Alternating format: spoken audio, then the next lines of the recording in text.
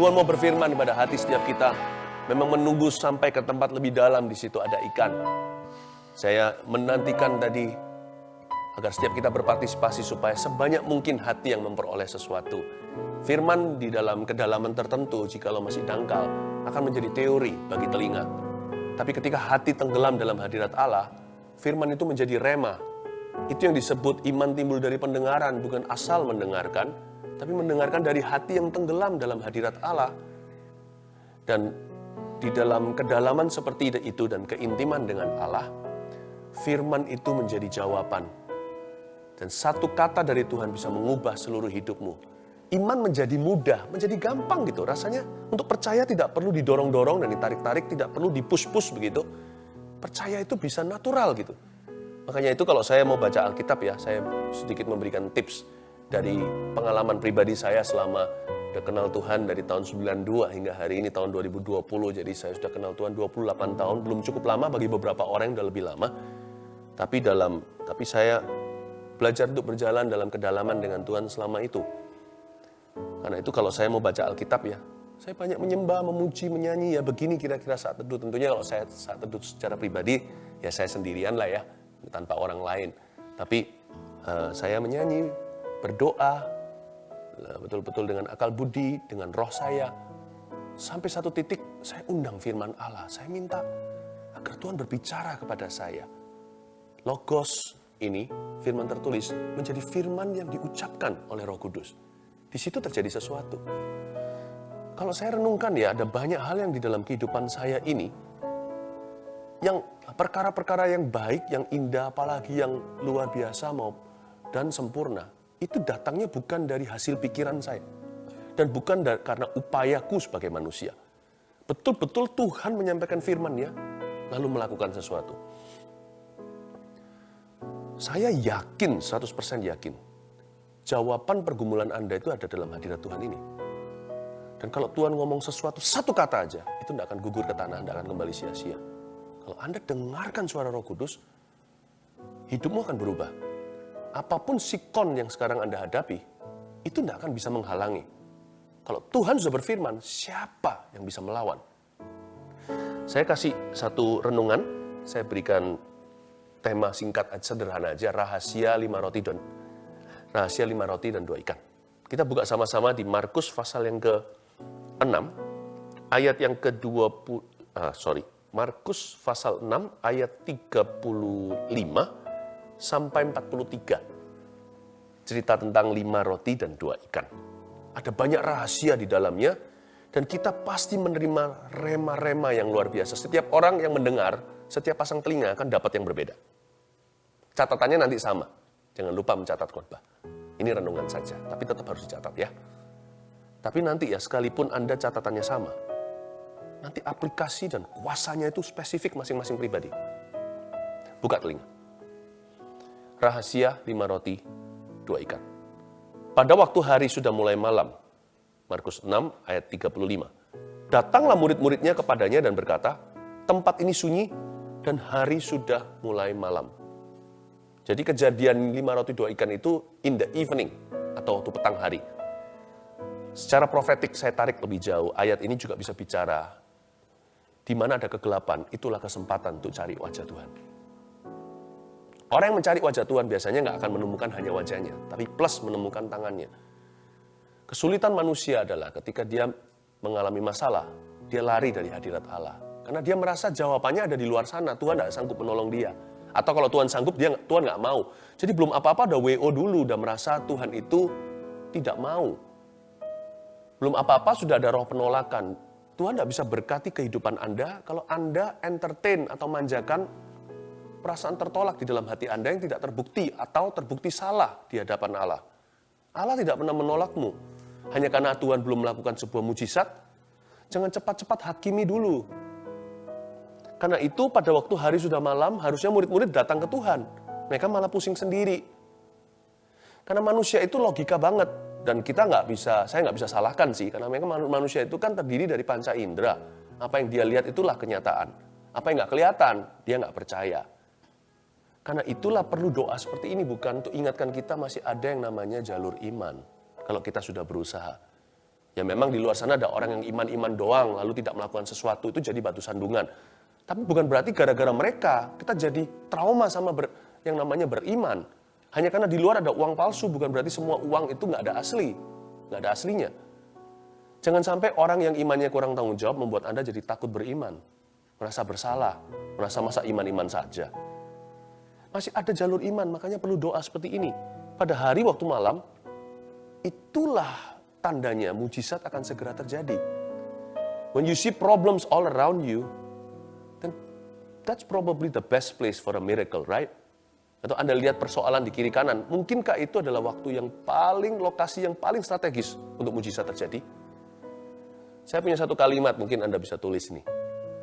When you reach the end of your resources, you probably have just found the beginning of your miracle.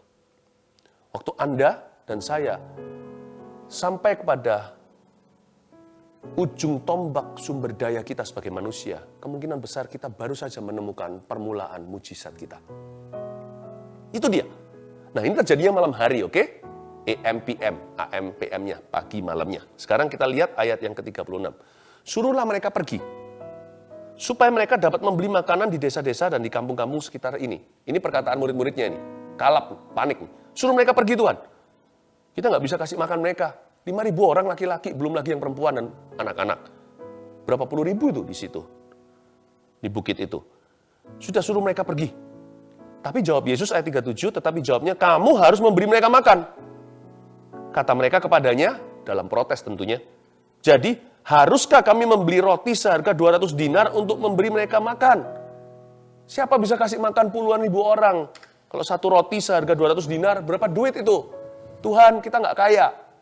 Dan sekalipun di sini ada orang kaya, Yusuf Arimatea atau siapa di tokoh-tokoh di Alkitab yang diberkati, apakah cukup semua harta ini untuk memberi makan semua orang yang kelaparan di dunia?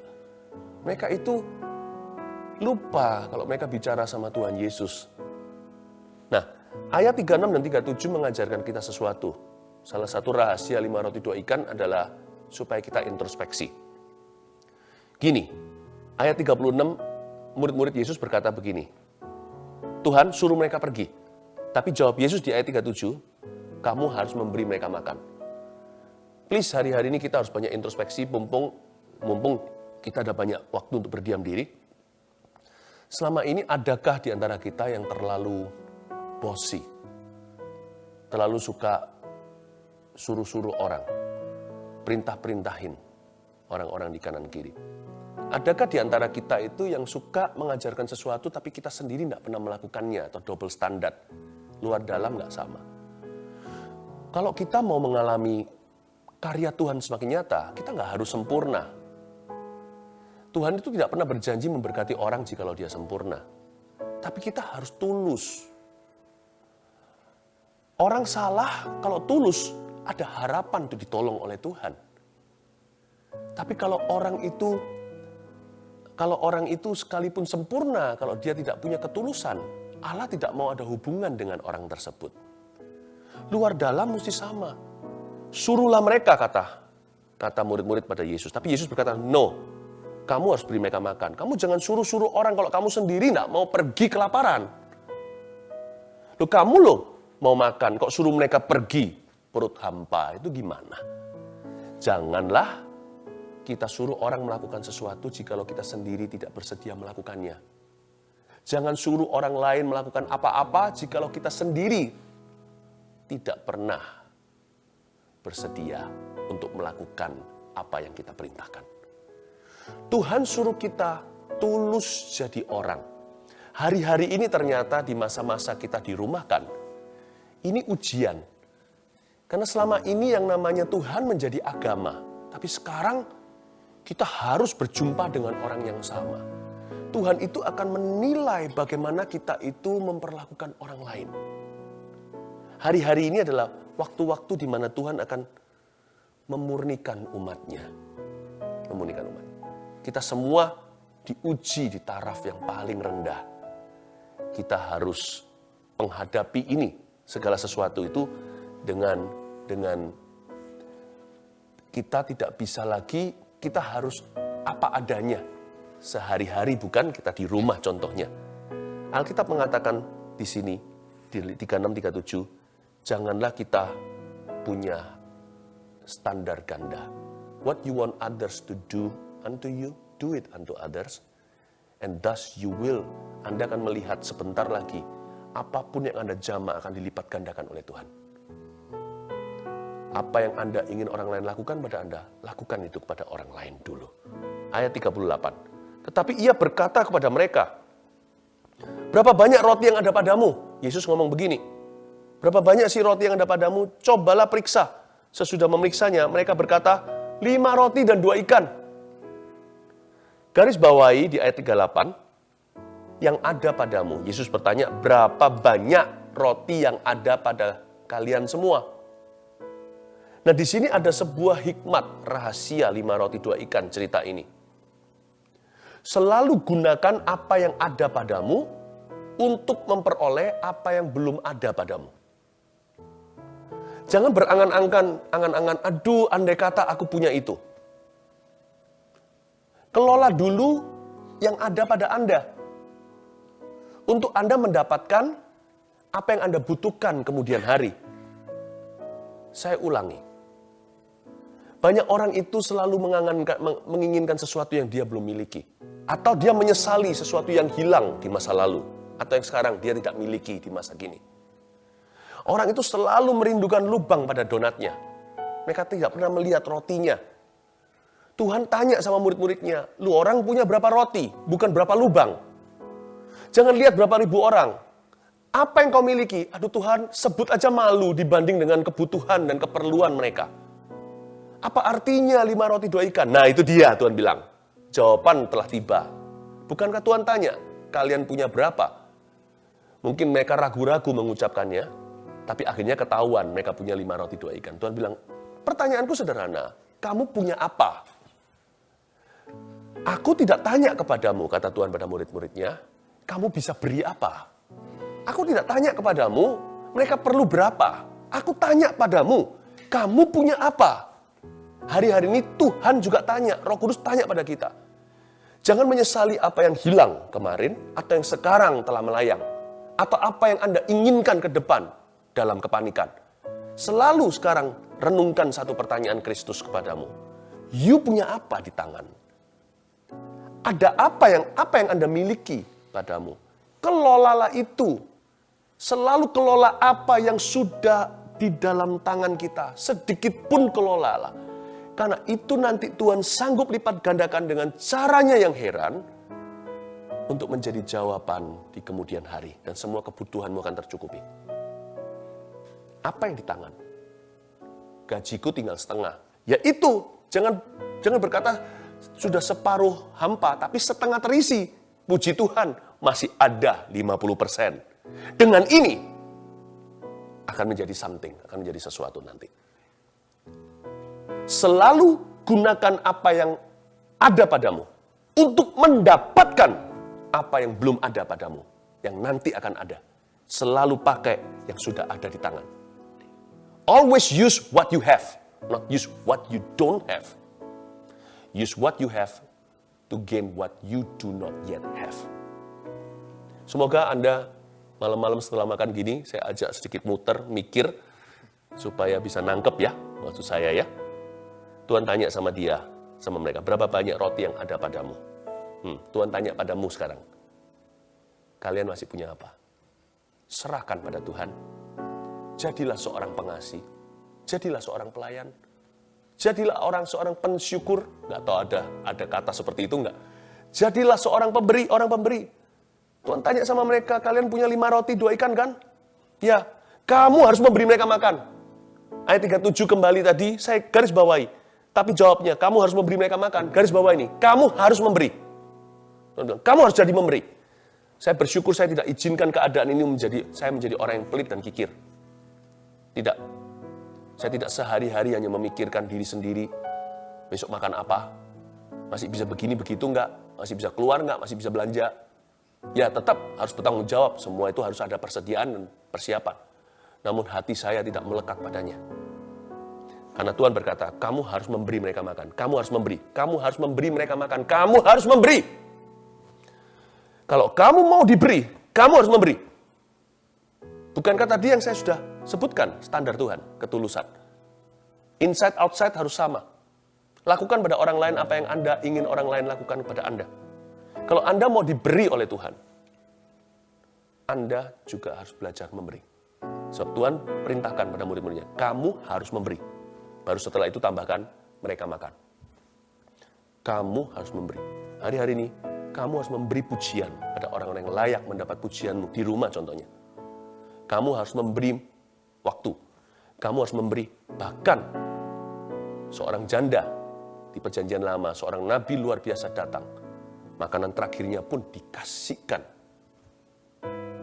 Bayangkan, Tuhan menuntut kita semua jadi pemberi setiap waktu. Jadi pengasih setiap waktu. Ya, itu dia. Itu rahasia 5 roti 2 ikan. Ternyata lebih dari sekedar makanan. Tuhan mengajarkan prinsip dan hukum-hukum supranatural kepada mereka. Kalau mereka mau mengalami terobosan harus dimulai di dalam diri. Kalau di dalam diri mereka tidak ada terobosan, niscaya tidak akan ada terobosan apa-apa di luar sana. Yang Tuhan cari, itu iman di hati. Nah, kita lihat ayat yang ke-39. Lalu ia menyuruh orang-orang itu supaya mereka duduk berkelompok-kelompok di atas rumput hijau. Maka duduklah mereka berkelompok-kelompok, ada yang 100, ada yang 50. Ada yang 100, ada yang 50 orang. Garis bawahi supaya semua duduk berkelompok-kelompok di atas rumput hijau. Kenapa ditekankan di sini rumputnya hijau? Suruh aja mereka duduk di tanah. Lebih simpel, nggak usah sepanjang ini kalimatnya. Tuhan tidak akan menunjukkan mujizat pelipat gandaan sampai murid-murid Tuhan itu merasakan hijaunya rumput. Jangan bandingkan rumputmu dengan rumput tetangga yang kelihatan selalu lebih hijau dari rumput Anda. Belajarlah rasa puas dan bersyukur dengan yang sedikit padamu atau dengan yang lebih sedikit sekarang padamu. Not until the grass seems greener on your side that you will see the power of multiplication. Sebelum Anda bisa setuju dengan Kristus bahwa rumput di rumahmu lebih hijau daripada rumput di tetangga, Anda tidak akan mengalami pelipat gandaan apa-apa. Karena lipat ganda itu hanya dengan cara menengadah dan bersyukur atas 5 roti 2 ikan itu. It was given through thanksgiving. Itu diberikan melalui rasa syukur. Jadi karena itu ditekankan, mereka semua disuruh duduk sama Yesus. Murid-murid itu loh, suruh orang-orang itu duduk 5.000 orang itu berkelompok-kelompok di atas rumput yang hijau. Katakan berkelompok-kelompok. Ya. Salah satu hal lagi yang diajarkan di dalam 5 roti 2 ikan ini, dalam cerita yang luar biasa ini adalah di masa-masa ketika kita diperhadapkan dengan sebuah kebutuhan yang luar biasa, melebihi kemampuan kita manusia untuk memenuhinya. Tuhan suruh hati kita belajar berhikmat begini. Belajar untuk mengelompokkan masalah menurut tipe dan jenisnya. Coba Anda dan saya bisa melihat apakah masalah kita ini masalah yang sifatnya, masalah itu sifatnya teknis, praktis, atau masalah rohani. Kita harus bisa memilah-milah di dalam benak batin pikiran kita. Tuhan tidak mau kita itu tiba-tiba langsung udah campur baur perasaannya. Karena kita tidak menerima roh yang membuat kita menjadi ketakutan. Kita menerima roh yang membuat kita punya pikiran itu tertib. Dalam bahasa Inggrisnya, we receive the spirit of sound mind. Pikiran yang tertib itu bisa mengelompokkan atau mengkategorikan problema. Lord, I have a problem. Waktu kita mendekat pada Tuhan, disinari pikiran, akal budi kita pun main. Roma 12 katakan itulah pembaharuan pikiran. Disinilah kita bisa menaruh dalam kategori, meletakkan yang ini masalah sifatnya relasional, yang ini masalahnya praktis, yang ini masalahnya rohani. Nanti Tuhan juga bicara kepada Anda, solusinya di mana? Sesuai dengan bijaksana yang Allah letakkan di dalam hati dan pikiranmu. Nah, yang ini solusinya adalah komunikasi. Yang ini solusinya adalah menabung. mengalokasikan dana dengan smart sekarang. Ini mengencangkan sabuk, yang ini jangan kau tahan. Give, it will come back to you. Good measures pressed down, shake it together, running over you. Nanti juga Tuhan akan memberitahu kepada kita solusinya. Yang ini bukan untuk ditahan, ini berkat untuk ditabur. Kalau yang tadi itu untuk ditabung, yang ini untuk ditabur. Berikan pada Tuhan. Dan takaran yang kau pakai waktu memberi akan dilimpahkan kembali kepadamu. Jadi Anda akan mengerti. Jadi jangan stres sendiri. Percayalah dalam Kristus ada jalan. Mungkin bukan jalan tol, ada jalan tikus, so pasti. Pokoknya ada jalan, wong namanya Yesus adalah jalan kok, pasti ada jalan. Mungkin jalannya nggak seperti dulu. Dan belajar untuk bisa merangkul terlebih dulu dan menerima the new normal, normal yang baru. Orang yang berkata, zaman dulu enak ya, kata pengkhotbah tidak mengucapkannya dengan bijaksana. Itu bukan dari hikmat dia mengatakannya. Karena orang yang selalu melihat ke belakang, enak ya bawang prei dan brambang yang ada di Mesir, dia tidak akan pernah lihat Kanaan. Sekarang kita ini kecepit di tengah, di padang pasir, mungkin putar-putar di sana 40 minggu. Jangan sampai 40 tahun mati di situ.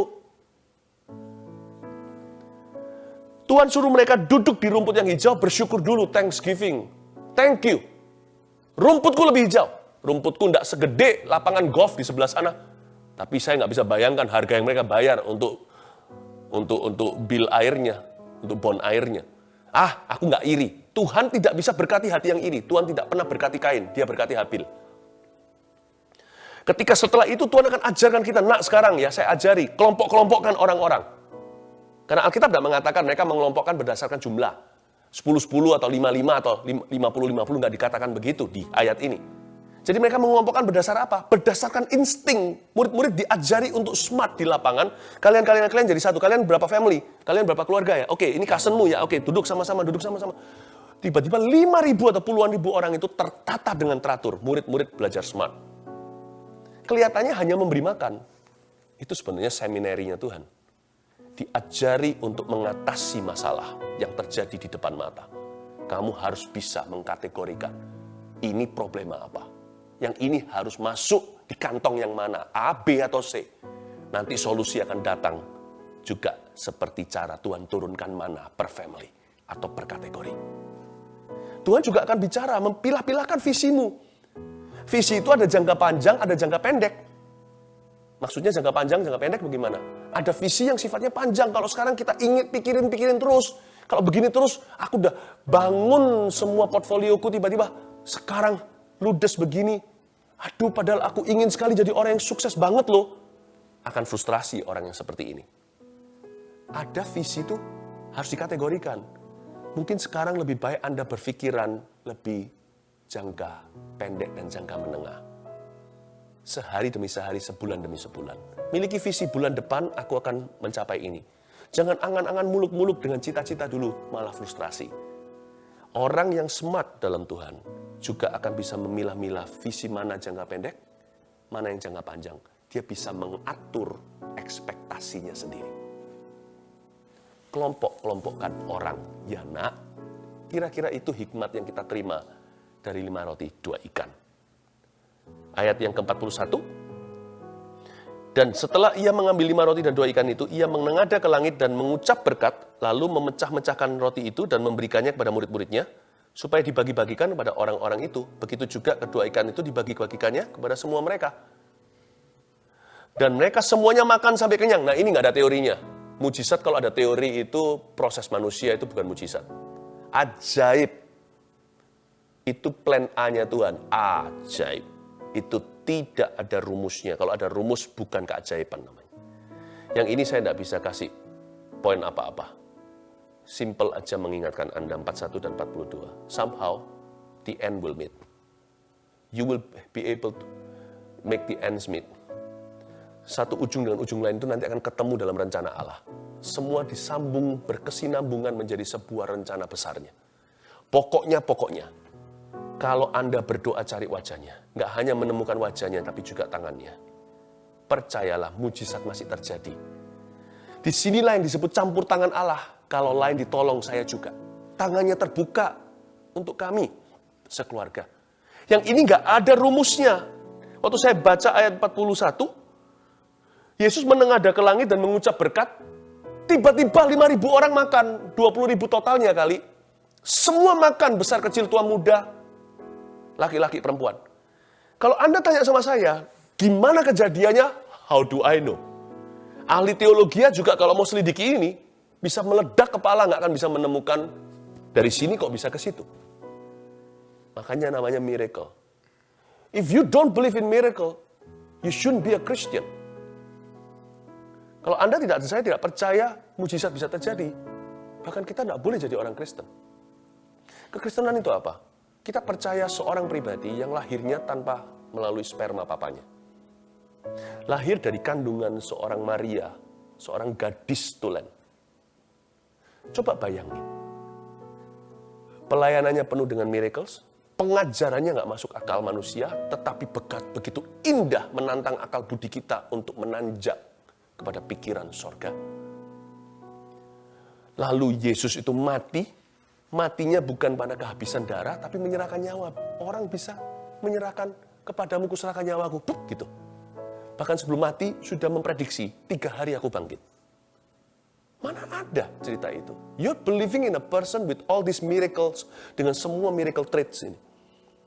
Lalu pada hari ketiga kuburnya kosong, bangkit. Bahkan kita nggak bisa menyebut kita gereja perjanjian baru tanpa percaya dengan bahwa mujizat masih bisa terjadi. Why? Mujizat gereja pertama kali lahir, happy birthday to you, happy birthday to you. Setiap tahun kita harus merayakan anniversary sebuah miracle terjadi, lidah api di atas 120 kepala. Itulah caranya gereja lahir di dunia. Gereja jangan berubah menjadi gedung. Orang Kristen jangan berubah menjadi agama dan teori. You're believing in a person who was a miracle all the way. Dari lahir, sampai mati, sampai bangkit, sampai naik ke sorga. Disaksikan di depan 500 pasang mata. Saya beritahu, kalau dengan campur tangan Allah, trust me, your ends will meet. Ujung satu dengan ujung satunya akan ketemu. Di mana area hampa kosong vakum itu, somehow, gimana besok bayar, katakanlah bill kita, tagihan tertentu. Somehow, setelah Anda menoleh nanti, setelah lewat ini semua, per bulan, lewat. 3 tahun, lewat. Anda noleh lagi 10 tahun kemudian berkata, ajaiblah Tuhan. Kalau tidak gitu bukan Tuhan namanya. Inilah ayat 41 dan 42, misterius, kita tidak mengerti. Gimana dari sini sampai ke sana 5.000 orang makan. Mintalah campur tangan Tuhan. Lakukan bagianmu, kelompok-kelompokkan. Lakukan bagianmu, standar 1, ketulusan. Jangan pelin-pelan. Lakukan bagianmu, kelola yang ada padamu. Sedikit pun kelolalah. Gunakan apa yang ada padamu untuk memperoleh apa yang belum Anda miliki. Remember, it's what you have that will make you have what you don't have. Apa yang kau miliki yang akan membuatmu bisa memiliki apa yang belum Anda miliki hari ini. Yang terakhir ayat 43. Kemudian orang mengumpulkan potongan-potongan roti 12 bakul penuh. Selain daripada sisa-sisa ikan. Yang ikut makan roti itu ada 5.000 orang laki-laki. Ayat 43, dengan ini saya selesai. Mengumpulkan potongan-potongan roti 12 bakul penuh. Jadi murid-murid Yesus ada 12 rasul waktu itu yang suruh kelompok-kelompokkan orang. Masing-masing pulang, diajari Tuhan untuk considerate, untuk bisa memikirkan orang rumah. Pulang tapau masing-masing sebakul. Untuk Petrus tentunya kasih mertuanya, istrinya. Petrus itu mertuanya disembuhkan Yesus di awal-awal Injil. Berarti Petrus punya istri kan? Paulus nggak punya. Paulus itu single all the way. Murid-murid yang lain juga, rasul-rasul yang lain. Mereka masing-masing pulang bawa satu bakul. Itu bakulnya banyak, itu besar. Jadi mungkin dimakan dengan orang-orang satu RT. Kita makan bersama dan sebagainya. Tuhan itu ajari mereka untuk menghargai blessing to the last drop. Dan untuk menjadi blessing to the last drop. Untuk menjadi berkat sampai titik darah penghabisan. Untuk menghargai berkat sampai titik terakhir. Tetesan terakhir. Saya kasih lagi contoh ya. Nggak hanya 12 bakul penuh. Sisa-sisa ikan pun dibungkus. Ada satu keajaiban yang luar biasa. Memecah-mecah roti kan? 5 roti. Jadi banyak. Biasalah, karena roti dari tepung segalanya atau dari ragi dan sebagainya. Ikan. Itu ikan cuma 2. Dipecah mungkin dari area kepala, yang sisa ekornya setengah badan, keluar kepalanya lagi. Ini ikan nggak pernah melewati masa-masa jadi telur, nggak pernah mencicip air, langsung gorengan. Ini ikan bukan plastik loh ya, ikan-ikanan seperti daging kepiting palsu. Oke? Ini adalah ikan beneran, kalau Anda buka dalamnya juga ada ringnya, juga ada tulangnya, ada organ dalamnya jikalau ada, termasak semuanya, kayak ikan kecil atau ikan apa. Ini ikan Tuhan ciptakan tanpa lewat laut. Itu ciptaan, karena ini bukan ikan palsu. Kalau yang dicabut adalah daerah ekornya, tinggal kepala yang di tangan, ini ditaruh di piringnya, tiba-tiba pluk, muncul ekor. Jadi setiap kali dipecah satu ikan, itu ada satu ekor ikan ciptaan baru. Sejak dunia dijadikan, tak pernah mencicipi air maupun lautan. Amazing. God can bless you. Tuhan bisa memberkati Anda di luar teorimu. Tuhan bisa memberimu mujizat di luar biologi yang Anda kenal selama ini. Dan setiap ikan itu Tuhan bungkus. Tidak boleh sisakan. Setiap udang jangan dibuang. Setiap ekor itu adalah satu berkata sendiri. Tuhan ajari mereka untuk ringkas sisanya dan dimakan kemudian hari. Tuhan ajari kita untuk belajar menikmati dan menghargai every little blessing. Hari-hari ini adalah waktu yang tepat. Kalau Anda makan nasi, jangan sisakan satu butir. Belajar berkata ini semua dari Tuhan. Itu satu beras. Itu satu padi. Belajar menghargai. Nanti ya, keluar dari masa corona ini, kita akan menuai anak-anak Tuhan yang setia dalam perkara sederhana. Watch out world, you will begin to see great men and women. Karena barang siapa dipercaya perkara kecil, dia akan dipercaya perkara besar. Dengan kata lain, barang siapa bisa dipercaya dengan perkara kecil, dia akan menjadi orang besar. Are you ready jadi orang yang besar?